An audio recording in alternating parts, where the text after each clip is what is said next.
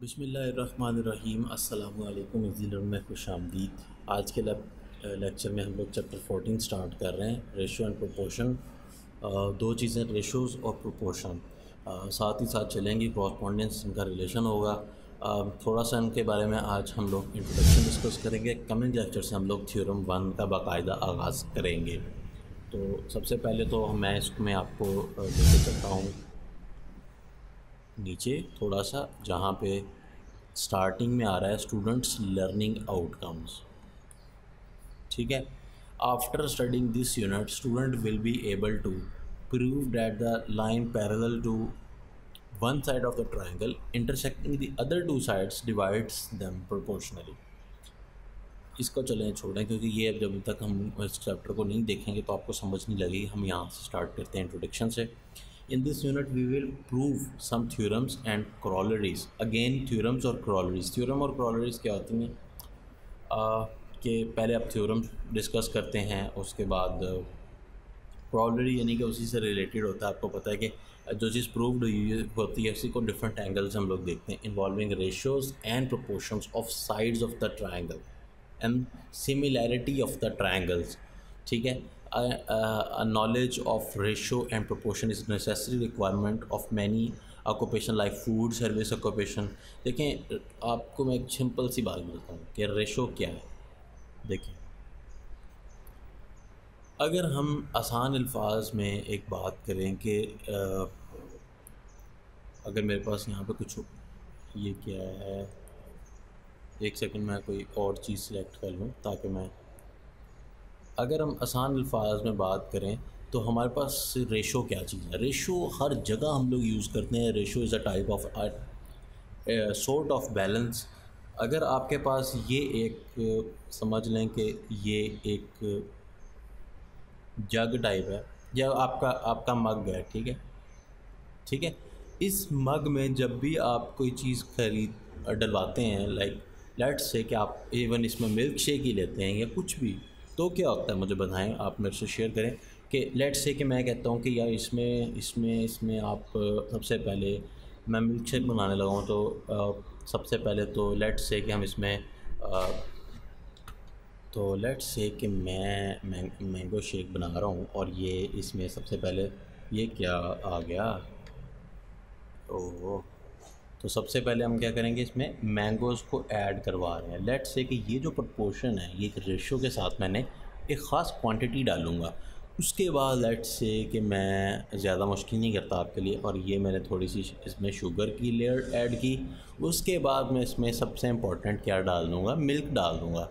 और let's say कि ये जो है ये वाली सही तरह से बना लेते हैं, मुझे कौन सा कुछ भागा जा रहा हूँ, ये मिल्क है। अब आप थोड़ा सा मुझे बताएं कि एक चीज़ है ये वाइट, ठीक है, ये वाइट, और यहाँ पर दूसरी चीज़ क्या है आपके पास, यहाँ पर थी, ये थी, है ना, इसका क्या नाम है इस कलर का, आई डोंट नो, मैं सिंपल ये लिख देता हूँ, यानी नाम पता। तो इस तरह से हम यहाँ पर तीसरी चीज़ जो है वो येलो है। अब ये तीन चीज़ों एक रेशो में डलेंगी तो ही आप अपनी प्रोडक्ट जो है ना वो बना सकते हैं। अदरवाइज़ क्या होगा, क्या कि आप जो बनाना चाह रहे हैं वो आप, अच्छा, एक आपने एक बात नोट की होगी कि अगर आप कोई एक, जैसे मिल्क शेक की अगर हम बात कर रहे हैं तो आप मतलब डिफरेंट शॉप्स हैं, डिफरेंट जगह पे आप ले सकते हैं, लेकिन कुछ शॉप्स का टेस्ट डिफरेंट होता है और उनका हमेशा उस तरह का ही होता है। क्यों? क्योंकि वो रेशो को मेंटेन रखते हैं। ठीक है, लाइक इवन आप कोल्ड ड्रिंक्स की बात करें, लेट्स से कि हमारे पास डिफरेंट अवेलेबल होती हैं, लेकिन अगर हम एक कोल्ड ड्रिंक लें तो वो हमेशा उस तरह की ही होती है। ये नहीं कि अगली बार आप जाएंगे, नेक्स्ट टाइम आप बाय करें वो डिफरेंट उसका टेस्ट हो, उससे बार डिफरेंट हो, क्योंकि ये जो रेशोज़ हैं ना ये मेंटेन की जाती हैं। इसको हम कहते हैं रेशोज़। अब आपके सामने मैं एक छोटी सी मिसाल रखने लगा हूँ, बड़ी इंटरेस्टिंग होगी कि मेरे पास यही सारा का सारा सामान है, लेकिन इस टाइम जो है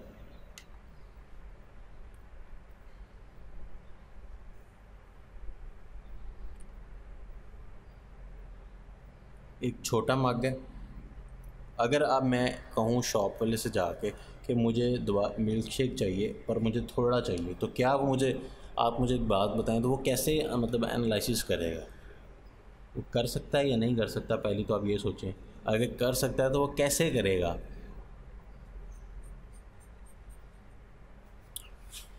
होगा ये कि वो अगेन कोशिश ये करेगा कि जैसे ही आपने इसको छोटा किया, इस पूरे मतलब आपने ग्लास को, तो वो उसकी क्वांटिटीज़ हर चीज़ की उसी हिसाब से करेगा। That is called ratio. Ratio में क्या होता है कि आप ये चीज़ जो छोटे वाला है, इसकी चीज़ें और इसकी चीज़ों को आपस में इस तरह से मैनेज करते हैं कि अगर वो चीज़ जिस तरह चेंज होती है तो आपकी सारी चीज़ें ऑटोमेटिक चेंज हो जाती हैं। ठीक है, ऐसा नहीं होता कि आप कहेंगे ये इतनी चेंज होगी, ये फिक्स्ड है, नहीं। ये कैसे पता चलता है? देखें, इसको और इसके लिए एक वर्ड यूज़ होगा, वो है सिमिलर। पहले आप इतना याद रखें कि जब हम रेशोज़ को मेंटेन करके कोई चीज़ बना लेंगे, प्रोपोर्शन उसी प्रोपोर्शन के साथ, प्रोपोर्शन क्या होती है वो भी आपके साथ शेयर करता हूँ। अब हमारे पास जब हम ये कहेंगे ये W और जो यहाँ पर एक WBY की रेशो है, लेट्स से हम कहेंगे WBY की जो रेशो है, और अगर हम इस चीज़ को इस चीज़ के साथ करें कंपैरिजन, लाइक W ओवर ये वाला W, ठीक है, और अगर मैं उसका B और इसका B करूं, और अगर मैं इसका Y और इसका Y करूं, दिस इज़ कॉल्ड के प्रोपोर्शन। मैंने किस प्रोपोर्शन के साथ सब कुछ किया है, तो इसको प्रोपोर्शन के साथ हम लोग जो है वो हम देखेंगे। लाइक आसान अल्फाज करते हैं थोड़े से, इज़ इक्वल टू ये चीज़ जो है सारी की सारी WBY इस कैन की, और ये वाली चीज़ जो है ना WBY, this is called proportion. Proportion में ये होता है, या आप ऐसे कह लें, ये आसान ज़्यादा इस तरह कह लें कि आप एक चीज़ जो है ना उसने जिस तरह चेंज होना है उसका दूसरी के साथ लिंक है, इसका इसके साथ लिंक है, ठीक है, और यहाँ पर जो Y है इसका इसके साथ लिंक है, तो सारी चीज़ें एक ख़ास लिंकेज के साथ आगे जाएंगी। अगर आप सिर्फ इतने एरिया को डिस्कस करते हैं, लाइक यहाँ से लेकर यहाँ तक, तो ये रेशो है। जब हम इसका ओवरऑल प्रोपोर्शनल के साथ कहते हैं कि एक चीज़ बढ़ेगी तो दूसरी बढ़ेगी, किस हिसाब से बढ़ेगी वो रेशो है। और जो इनको हम कहेंगे कि ये बढ़े तो ये बढ़े, ये कम हो तो ये कम हो, दैट इज़ कॉल्ड प्रोपोर्शन। लेकिन इसमें बहुत ज़्यादा डिटेल्स में जाने की ज़रूरत नहीं है, क्योंकि जहाँ तक हमने रहना हम वहीं पे बात करेंगे। अब मैं 2 एग्जांपल्स दूंगा आपके साथ फाइनल, फिर हम इसके वापस आ जाएंगे। पहली चीज़ तो ये कि आप देखें कि अक्सर आप देखते होंगे कि आपके सामने आपका फ़ोटोग्राफ़र, आप इमेज बनवाते हैं, पिक्चर बनवाते हैं, तो आप उसको आप चाहे मोबाइल में ओपन कर लें, आप चाहे उसको कंप्यूटर में ओपन कर लें, आप उसको छोटे प्रिंट निकलवा लें, आप उसका बड़ा प्रिंट निकलवा लें, आप फ्रेम करवा के रख लें, या चाहे आप उसको सिंपल एल्बम में रखें, आप गौर करेंगे कि वो सारी की सारी जो पिक्चर्स हैं वो देखने में सिमिलर हैं, वो सिमिलर कहलाती हैं, क्योंकि उनका साइज़ तो डिफरेंट होता है, लेकिन स्टिल उनको इस तरह से मैनेज किया जाता है कि वो देखने में सेम लगती हैं। नेक्स्ट एक और एग्जांपल सुने। आप कोई भी यूट्यूब पे चैनल, या लेट्स से कि आप न्यूज़ चैनल ओपन करते हैं, लेट्स से मैं BBC को ओपन करता हूँ, ठीक है, और मैं यूट्यूब पे देखता हूँ, और मैं अपने किसी छोटे टीवी पे देखता हूँ, अपने किसी प्रोजेक्टर टीवी पे देखता हूँ, तो आप गौर करें कि हर एक पे एक ही चीज़ है। क्या मतलब, बड़ी स्क्रीन की है तो तब वो साइज़ ऑटोमेटिकली एडजस्ट हो रहा है। आप मोबाइल पे ओपन करते हैं तो सारी चीज़ें ऑटोमेटिकली, ऐसा नहीं कि उसका लोगो बड़ा ही रहता है, बाकी चीज़ कोई टेबल बड़ा और रह गया, बाकी उसने जो है वो ऑडियंस को छोटा कर दिया है, जो वहाँ पे लोग बैठे हुए हैं एंकर्स उनको छोटा कर दिया है, ऐसा नहीं है। सब चीज़ों को एक साथ मैनेज किया, that is called ratio proportion वगैरह। आई होप कि आपको थोड़ा सा गैस ज़रूर मिला होगा। अभी जब हम इसकी चैप्टर को थ्रू आउट लेके चलेंगे तो आप लोगों को जितना इसको जानने की ज़रूरत है वो सारा आपको समझ लग जाएगी। Introduction. In this unit we will prove some theorems and corollaries involving ratio and proportion of sides of triangle. अच्छा, फिर हम आते हैं ट्रायंगल्स के ऊपर। अभी मैं आपसे शेयर करता हूँ sides of the triangle and a knowledge of ratio and proportion is necessary requirement for many occupation like food, जैसे मैंने आपको एग्जांपल दी। इसी तरह से मेडिसिन्स वगैरह, मेडिकेशंस, डॉक्टर्स वगैरह जो हैं बहुत ज़्यादा यूज़ करते हैं इन हेल्थ में। थोड़ा सा आप इम्बैलेंस होता है रेशोज़ प्रोपोर्शंस, तो सब कुछ मसला आ जाता है। इसी तरह से जब आप लोग मैप्स बनाते हैं, सर्वेस करते हैं, तो बहुत ज़्यादा इंपॉर्टेंट है, कंस्ट्रक्शन के अंदर इंपॉर्टेंट है, इवन प्रॉफिट्स वगैरह निकालने के लिए भी ये रेशोज़ और सब कुछ प्रोपोर्शंस के साथ ही आप लोग चलते हैं। जनरली ये बहुत इंपॉर्टेंट चीज़ है, प्रैक्टिकल लाइफ में बहुत इंपॉर्टेंट चीज़ है। तो इसको मज़ीद यहाँ पर देखते हैं कि recall that we define the ratio के ए, ये जो एक साइन है इसको आप यूज़ करेंगे, दो इसके अंदर डॉट्स होते हैं, ए रेशो बी, ठीक है। इसको आप ऐसे भी लिख सकते हैं, ए रेशो बी को ए ओवर बी, इसको हम ऐसे भी लिख सकते हैं और ऐसे भी लिख सकते हैं। This is called ratio. ये चीज़ जैसे मैंने आपको कहा था कि ये जो मैं हाईलाइट कर रहा हूँ इस बॉक्स में, this is called ratio, W ratio with B, ratio with Y. मैंने तो ये ज़रा ज़्यादा कॉम्प्लिकेटेड केस लिया है, आपकी बुक में यहाँ पे बहुत आसान सा केस है कि दो चीज़ें, एक चीज़ ए और एक चीज़ B, A ratio B as A ratio B as the comparison of the two alike quantities, ठीक है। दो चीज़ें जो कि एक दूसरे से मिलती जुलती हैं, एक दूसरे की तरह की चीज़ है, हम उस चीज़ को कंपैरिजन करने के लिए रेशोज़ का इस्तेमाल करते हैं। उसके बाद ए एंड बी, जिन चीज़ों को आप लोग यूज़ कर रहे हैं, जैसे मैंने ए बी सी यूज़ किया था, ठीक है, बल्कि मैंने तो कुछ और यूज़ किया था, कलर्स के नाम रखे थे डब्ल्यू बी वाई। ये जो डब्ल्यू है इसको हम एलिमेंट कहेंगे, बी को एलिमेंट कहेंगे, वाई को एलिमेंट कहेंगे। तो ये जो सारी चीज़ें छोटी छोटी हैं इसके अंदर ये एलिमेंट्स कहलाती हैं, कॉल्ड द एलिमेंट्स, या इनको टर्म्स भी कह सकते हैं। एलिमेंट्स एक्चुअली आपके मैट्रिक्स है चैप्टर 1, जहाँ पे आपने पढ़ा था कि मैट्रिक्स के जो अंदर ABC होते हैं वो एलिमेंट्स होते हैं, तो ये टर्म वहाँ से आई है, of the ratio. So A ratio B एक कंपैरिजन है दो अलाइक क्वांटिटीज़ का, और इन चीज़ों को हम लोग रेशो में लेते हैं, और ये जो ए बी वगैरह सारी क्वांटिटीज़ हैं इनको हम लोग एलिमेंट्स कहते हैं। एलिमेंट्स के यूनिट सबके सेम होने चाहिए। लाइक अगर हम कह रहे हैं कि ये एक फॉर एग्जांपल मिल्क शेक बन रहा है, तो ये जो वाइट कलर था, लेट्स से ये मिल्क था, तो मिल्क को हम ग्राम्स में रिप्रेजेंट कर रहे हैं, देन हमें ये जो शुगर है इसको भी ग्राम्स में रिप्रेजेंटेशन देनी पड़ेगी, और ये जो हमारे पास बनाना है या क्या चीज़ थी, मैंगो को भी हमें ग्राम्स में रिप्रेजेंटेशन देनी पड़ेगी, तब जाके हम इनका जो है वो एग्जैक्ट कंपैरिजन करने के काबिल होंगे। ठीक हो गया। Equality of the two ratios was defined as proportion. अब आती है कि दो रेशोज़, देखें बात वही आ गई ना जो मैंने की थी। एक आपके पास रेशो है ये वाली WBY, एक रेशो है WBY नीचे वाले की आपकी। जब आप दो रेशोज़ को आपस में इस तरह से उनको मर्ज करते हैं कि इक्वल का साइन के साथ इन दो को कंपैरिजन करते हैं, जोड़ने की कोशिश करते हैं, लाइक दिस इक्वालिटी। जब आप दो रेशोज़ की इक्वालिटी मतलब ये क्वेश्चन बनाते हैं of two ratios was defined as proportion. I hope कि आप लोगों को समझ ज़रूर आई होगी। जैसे यहाँ पर आसान एक छोटी सी रेशो के पहले हमने एक A रेशो B डिस्कस की, ऐसे कोई और रेशो है C रेशो D, अब हम लोगों ने उनको इक्वल कह दिया, इक्वालिटी का साइन यूज़ किया, then A B C and D are said to be in proportion. ये सारी जो चीज़ें हैं A B C D ये प्रोपोर्शन में है एक दूसरे के साथ, यानी कि अगर A बढ़ेगा तो आपका C भी बढ़ना चाहिए, और A बढ़ेगा तो B तो प्रोपोर्शन में, और C बढ़ेगा तो डेफिनेटली D भी प्रोपोर्शन में C के साथ। तो खैर इसमें बिल्कुल भी परेशान ना हो, जस्ट एक इंट्रोडक्शन है, ना ही आपसे ये इतनी डिटेल्स में पूछा जाएगा, जस्ट मैं आप लोगों के कॉन्सेप्ट्स बनाने के लिए डिटेल्स में गया हूँ। अब बारी आती है सिमिलर ट्रायंगल्स की। सिमिलर ट्रायंगल्स वो ट्रायंगल्स नहीं है जो आप लोग समझ रहे हैं, यानी कि congruent triangles are not similar triangles. Congruent triangles में मुझे आप थोड़ा सा आइडिया दें कि कॉन्ग्रुएंट ट्रायंगल्स क्या होती हैं।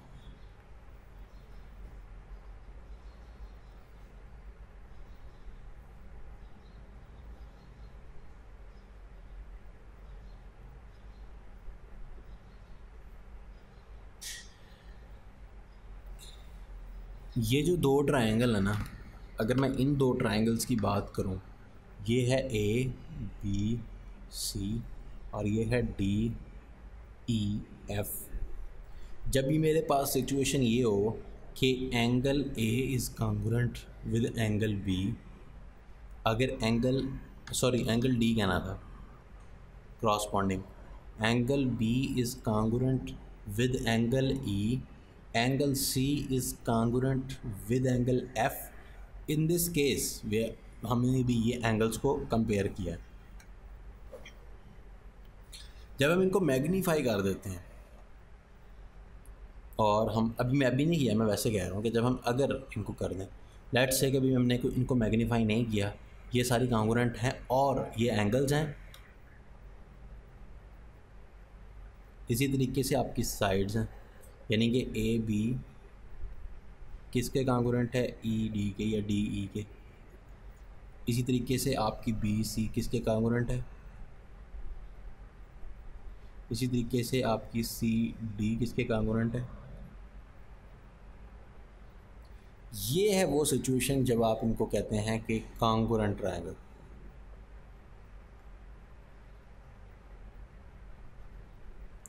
नाउ अब हम देखते हैं कि सिमिलर ट्रायंगल्स क्या होती हैं।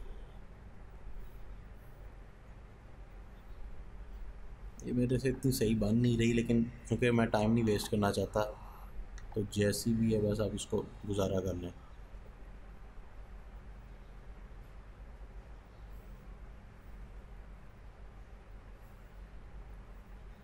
आप देख रहे होंगे कि ये कैसा मजाक है, ये कहाँ से सिमिलर हो गई। अच्छा, इसमें आप एंगल्स भी बताएंगे, साइड्स भी बताएंगे। एंगल ए जो है वो कांगुरेंट है एंगल डी के, एंगल बी जो है वो कांगुरेंट है एंगल ई के, एंगल सी कांगुरेंट है एंगल एफ के। अगेन आपने देखा कि एंगल्स कांगुरेंट है, but this time your A B is not congruent with E D के। इसी तरीके से आपका बी सी जो है वो इक्वल या कांगुरेंट बिल्कुल भी नहीं है किसके साथ, ई एफ के, एंड सो ऑन। लास्ट क्या है, सी ए।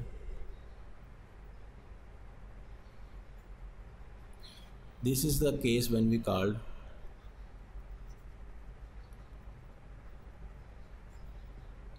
ये है सिमिलर ट्रायंगल्स।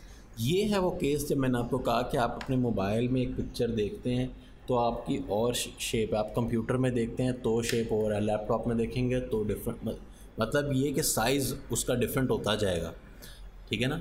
मतलब आप उसको फ्रेम करवा के रख लें बड़ी पिक्चर, तो क्या होगा कि आपने आपकी पिक्चर तो देखने में सेम लगती है। क्यों? क्योंकि उसकी जो रेशोज़ हैं उसके, वो उसको तो हमने छेड़ा ही नहीं, एंगल्स को हमने छेड़ा नहीं छेड़ा, हमने सिर्फ उसको मैग्नीफाई किया है। एंगल्स अभी भी उसके कॉमन है, सिर्फ और सिर्फ ये जो लेंथ है इसको चेंज करने को आप कहते हैं कि ये सिमिलर है। सो ये समझ लें कि आपकी फ़ोटोग्राफ है जो आप समझ लें पासपोर्ट साइज़ की, और ये आपने जूम करवा के इसको फ्रेम करवा दिया। तो this is a case. Next हम आगे चलते हैं थोड़ा सा और डिस्कशन को वाइंड अप करते हैं सिमिलर और कांगुरेंट का डिफरेंस देख के। For example, we know that a photographer can develop prints of different sizes from the same negative. Negative उसको कहते हैं कि जो आपकी उसने पिक्चर एक बार ले लेता है ना पहले, उसका जो प्रिंट होता है उसको हम नेगेटिव कहते हैं। In spite of difference in size, the picture looks like each other. वो कहता है कि पिक्चर्स तो सारी यही ऐसी हैं, हालांकि उनका साइज़ डिफरेंट है। One photograph is simply an enlargement of another. They are said to be similar in shape. Geometrical figures can also be similar. तो अब बात आती है ट्राइंगल्स की, जो कि मैंने आप लोगों के साथ ऑलरेडी शेयर कर दी। अगर आप दो ट्राइंगल्स का कंपैरिजन कर रहे हैं, ये दो ट्राइंगल्स आपके सामने हैं, एक है ABC और एक है DEF। एंगल्स दोनों में बिल्कुल कांगुरेंट हैं, क्रॉसपॉन्डिंग एंगल्स, लाइक A और D कांगुरेंट है, E और B कांगुरेंट है, F और C कांगुरेंट है। और जब आप इनकी रेशोज़ की बात करते हैं तो रेशोज़ भी सेम हैं, यानी कि आपकी AB की रेशो DE की रेशो के साथ वही है जो आपकी BC और EF है। यानी कि ऐसा नहीं हुआ कि मैंने सिर्फ एक साइड बढ़ा दी, लाइक AB बढ़ा दी, AB की जो थी ना ABC ट्रायंगल, उसको मैग्नीफाई करते हुए मैंने जो है ना DE को बढ़ा दिया, यानी कि AB वाली साइड को बढ़ा दिया, और डी एफ़ को मैंने अपनी मर्ज़ी से ही, मतलब ऐसा नहीं है कि मैं एक जहाँ से मर्ज़ी अपनी मर्ज़ी से बढ़ा दूँ। लाइक अगर आप इमेजिन करें कि आपकी पिक्चर जो है वो जूम हो गई है, बड़ी पिक्चर आपने फ्रेम करवाई है और उसके अंदर आपके कान बड़े बड़े हो गए हैं, आंखें आपकी छोटी रह गई हैं, ये क्या हो, यानी कि हर इसी तरह ट्रायंगल में हर साइड को हमें इक्वली बढ़ाना पड़ेगा। इक्वली का मतलब ये नहीं कि अगर इसको आपने 2 सेंटीमीटर बढ़ाया तो इसको भी 2 ही सेंटीमीटर बढ़ाएं, रेशो के साथ, यानी कि रेशो निकालनी पड़ेगी कि अगर इस रेशो के मुताबिक इसका 1 सेंटीमीटर बन रहा है तो इसको 1.5 बन रहा है, जिसका जितना साइज़ होगा उसका उसी हिसाब से एक रेशो निकलेगी। कहने का मतलब ये है कि हमने हर साइड को उसकी रेशो के मुताबिक चेंज किया है।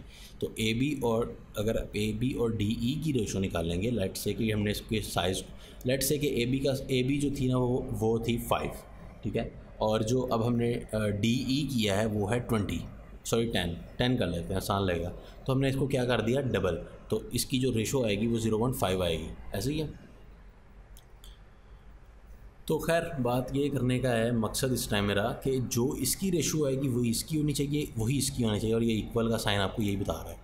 इसको जब हम आगे जाएंगे तो देख लेंगे, डोंट वरी। तो दोनों ट्रायंगल्स को हम सिमिलर कहेंगे अगर इनकी जो आपस की रेशो है वो सेम हो, और जो सिमिलर ट्रायंगल्स होती हैं ना उसको इस तरह से रिप्रेजेंट किया जाता है। ये 2 ट्रायंगल सिमिलर हैं, उनका जो सिंबल है वो ये है।